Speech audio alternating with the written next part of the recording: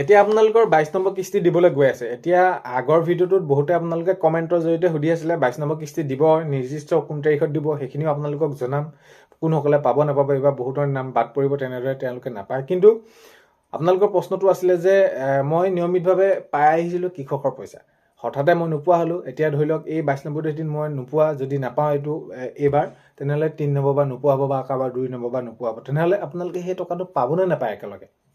আৰু বহুতে সুধি আছে এইবাৰ কৃষকৰ টকা বৃদ্ধি কৰিব নি, কি কেতিয়া, সকলোখিনি কথা বিতংভাৱে। ভিডিঅ'টো বহুত বেছি দীঘলীয়া নহয়, আপোনালোকে 5-6 মিনিট সময় আপোনালোকে ভিডিঅ'টোত সময় দিয়ক, সকলোখিনি আপোনালোকে বুজি উঠিব। আৰু আপোনালোকে সেইখিনি যদি আপোনালোকৰ কিবা খেলি মেলি হৈ আছে তেনেহ'লে আপোনালোকে নিশ্চয় গম পাব।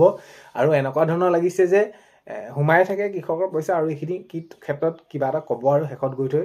তো কিন্তু কথাখিনি যদি আপোনালোকে গুৰুত্ব সহকাৰে লয় তেনেহ'লে আপোনালোকৰ বাবে বহুতখিনি সুবিধা হ'ব, আৰু আপোনালোকে মন কৰিব কথাখিনি সহজ। কিন্তু আপোনালোকৰ এই সময়ত যে আপোনালোকৰ টকাটো নোসোমাবই বা কি হ'ব কি নহ'ব, তেতিয়াহে আপোনালোকৰ খেলি মেলি লাগিব। বাৰু যি কি নহওক, ভিডিঅ'টো দীঘলীয়া নকৰোঁ, শেষলৈকে চাব। আৰু শেষত আপোনালোকে ভিডিঅ'টো চাই আপোনালোকৰ মতামত কমেণ্টৰ জৰিয়তে জনাব। আৰু এইখিনিতে আপোনালোকক এটা অনুৰোধ কৰিম, চেনেলটোলৈ যদি আপোনালোক নতুনকৈ আহিছে, চেনেলটো ছাবস্ক্ৰাইব কৰাৰ লগতে কাষতে থকা বেল আইকনটো প্ৰেছ কৰি অল কৰি থ'ব, যাতে নতুন এটা ভিডিঅ' দিয়াৰ লগে লগে আপোনালোকে আগতীয়াকৈ চাবলৈ পায়।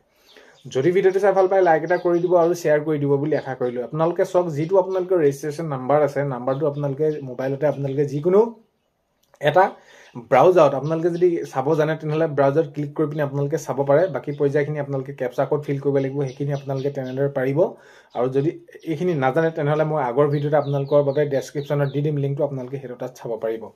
তো কথাটো হ'ল কি, যিটো আপোনালোকৰ ৰেজিষ্ট্ৰেশ্যন নাম্বাৰ আছে, ৰেজিষ্ট্ৰেশ্যন নাম্বাৰটোত আপোনালোকে ক্লিক কৰাৰ পাছত আপোনালোকৰ মূলত কি হ'ব, ইলিজিবিলিটি ষ্টেটাছ বুলি এটা ষ্টেটাছ ওলায়। তাতে আপোনালোকৰ EKYC, লেণ্ড চিডিং, আপোনালোকৰ Aadhaar bank seeding, account status, FTO process, আপোনালোকে পে'মেণ্ট মুড, অৰ্থাৎ আপোনালোকৰ সকলো ডিটেইলছখিনি ওলাই পৰে। আপোনালোকৰ ঠিকনা, আপোনালোকৰ বেংক ডিটেইলছ, সকলোখিনি কথা, আপোনালোকে কেই নম্বৰ ইনষ্টলমেণ্ট পালে, তালৈকে আপোনালোকৰ সকলোখিনি ওলাই পৰে। চ' সেইবাবে আপোনালোকৰ ইলিজিবিলিটি ষ্টেটাছটো যেতিয়া নেকি আপোনালোকৰ ওলাব, তাত আপোনালোকে চাব যে আধাৰ বেংক চিডিং, একাউণ্ট ষ্টেটাছ, সেইটো আপোনালোকৰ ইয়েছ হৈছে নে, সেইটো আপোনালোকে মন কৰিব।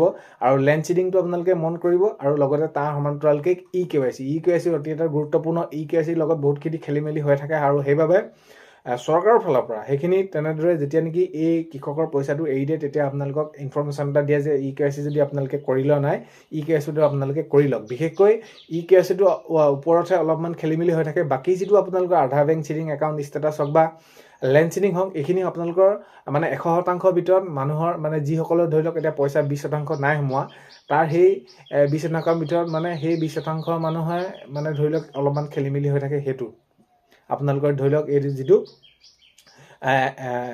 EKYCটোত বাকীখিনি সকলো ঠিকে থাকে। চ' সেইবাবে আপোনালোকে EKYCটো ইয়েছ হৈছে নাই সেইটো চাব, আৰু লগতে আধাৰ বেংক চিডিং, একাউণ্ট ষ্টেটাছটো ইয়েছ হৈছে নাই সেইটো চাব, লেণ্ড চিডিংটো ইয়েছ হৈছে নাই, আৰু লগতে FTO প্ৰচেছটো ইয়েছ হৈ আছে নে নাই, সেইটো আপোনালোকৰ বাবে বহুত বেছি গুৰুত্বপূৰ্ণ। যদি আপোনালোকৰ FTO প্ৰচেছটো কিবা কাৰণত নোহোৱা আছে, তেনেহ'লে আপোনালোকে সেইটো ঠিক কৰিব লাগিব। লগতে পে'মেণ্ট মুডটো আজিকালি যিহেতু আপোনালোকে গমে পায় আধাৰৰ যোগেদি সেইখিনি পইচাটো সোমায়, তেনেহ'লে পে'মেণ্ট মুডটো আধাৰ হৈছে নাই আপোনালোকে সেইটো লক্ষ্য কৰিব। যদি আপোনালোকৰ এই সকলোখিনি ঠিক হৈ আছে, তেনেহ'লে কিবা কাৰণত আপোনালোকে এই যোৱাবাৰ হয়তো নাপালে, তেনেহ'লে এইবাৰ আপোনালোকে কৃষকৰ পইচাটো পোৱাৰ সম্ভাৱনা থকাই নহয়, আপোনালোকে পাবই। তাত কোনো ধৰণৰ চিন্তা কৰাৰ প্ৰয়োজন নাই। এতিয়া প্ৰশ্নটো আহিব যে ক'ত ঠিক কৰিব। যদি আপোনালোকৰ EKYCটো খেলি মেলি হৈ আছে, তেনেহ'লে আপোনালোকে CSC চেণ্টাৰলৈ যাব। আপোনালোকৰ ডকুমেণ্ট বহুত বেছি প্ৰয়োজন নহয়। তাতে আপোনালোকৰ সেই ডকুমেণ্ট দিয়াৰ লগে লগে আধাৰ কাৰ্ড হওক, আপোনালোকৰ বেংক পাছবুক হওক, যি কৰিব যেনেদৰে কৰিব লাগে, ফিংগাৰপ্ৰিণ্ট দিব লাগে, সেই সকলোখিনি কৰি দিলে আপোনালোকৰ সঠিক হৈ পৰিব।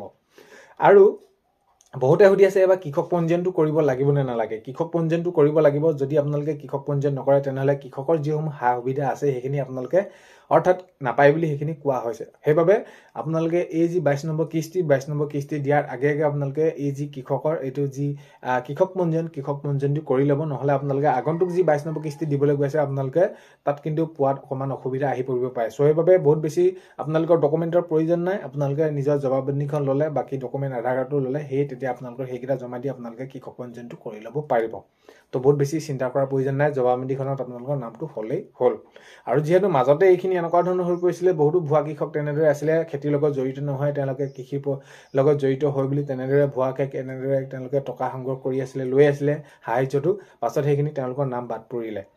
তো এইখিনিয়ে কথা। এতিয়া প্ৰশ্নটো আটাইতকৈ গুৰুত্বপূৰ্ণ প্ৰশ্নটো হৈছে যে এই 22 নম্বৰ কিস্তি কেতিয়ালৈ দিব। বহুত ভাগে কৈ আছে। চাওক, যোৱাবাৰ যদি আপোনালোকে 21 নম্বৰ কিস্তিটোৰ ক্ষেত্ৰত চাই তেনেহ'লে আপোনালোকে 4 দিনমান থকাৰ আগত ডেটটো ঘোষণা কৰি দিছে আগতীয়াকৈ, আগৰ দৰে তেনেদৰে ঘোষণা নকৰা হ'ল প্ৰায়।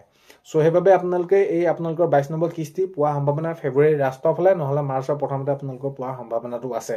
সঠিক তাৰিখ যিহেতু এতিয়ালৈ নিৰ্দিষ্ট সেইটো ঘোষণা কৰা নাই, আগন্তুক সময়ত ঘোষণা কৰিও মই সেয়া ক'লোৱেই, আপোনালোকে দিয়া 3 দিন 4 দিনমানৰ আগে তেনেদৰে সেই ঘোষণা কৰাৰ সম্ভাৱনা আছে। হ'লেও বহুত বেছি দিন নাযায়, মাৰ্চৰ প্ৰথমতে নহ'লে ফেব্ৰুৱাৰী লাষ্টলৈ। চ' এইখিনি আপোনালোকক জনালোঁ। ভিডিঅ'টো আপোনালোকে শেষলৈকে চোৱাৰ বাবে বহুতেই বেছি ধন্যবাদ। যদি আপোনালোকৰ এইখিনি হৈ আছে তেনেহ'লে আপোনালোকে অতি সোনকালে এইখিনি কামখিনি কৰি লওক, নহ'লে আপোনালোকৰ সময়ত বহুতখিনি অসুবিধা হোৱাৰ সম্ভাৱনা আছে। তো ভিডিঅ'টো শেষলৈকে চোৱাৰ বাবে আকৌ এবাৰ বহুত বেছি ধন্যবাদ। ভিডিঅ'টো আপোনালোকক প্ৰথমতে কোৱাৰ দৰে চেনেলটোলৈ যদি আপোনালোক নতুনকৈ আহিছে চেনেলটো ছাবস্ক্ৰাইব কৰাৰ লগতে কাষতে থকা বেল আইকনটো প্ৰেছ কৰি অল কৰি থ'ব, যাতে নতুন এটা ভিডিঅ' দিয়াৰ লগে লগে আপোনালোকে আগতীয়াকৈ চাবলৈ পায়। যদি ভিডিঅ'টো চাই ভাল পালে লাইক এটা কৰি দিব আৰু শ্বেয়াৰ কৰি দিব বুলি আশা কৰিলোঁ। অন্য এটা ভিডিঅ'তে লগ পোৱাৰ আশাৰে আজিলৈ বাই।